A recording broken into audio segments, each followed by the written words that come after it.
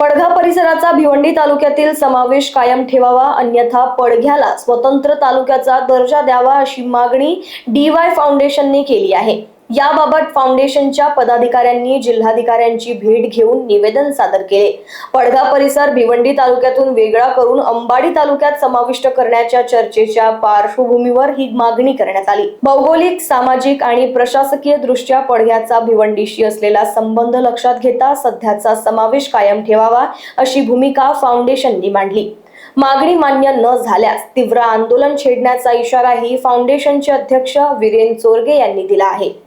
जिल्हाधिकारी ठाणे, त्याचबरोबर महाराष्ट्र शासन मंत्रालय, त्याचबरोबर वन विभाग असेल, परत महसूल मंत्री असतील, यांना आम्ही निवेदन दिले।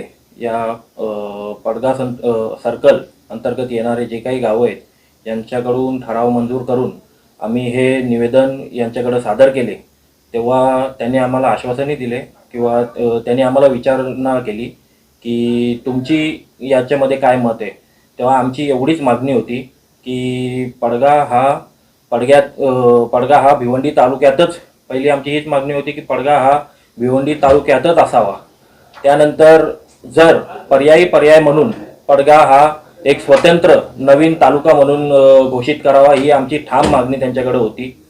पडघा सर्कल अंतर्गत येणाऱ्या सर्वच ग्रामपंचायतीचे आम्ही ठराव मंजूर करून तहसील जिल्हाधिकारी ठाणे यांच्याकडे आम्ही सुपूर्द केलेले आहेत। त्याचबरोबर अनेक ग्रामपंचायती आमच्या कॉन्टॅक्टमध्ये आहेत आणि चांगला रिस्पॉन्स आम्हाला या ठिकाणी मिळतोय।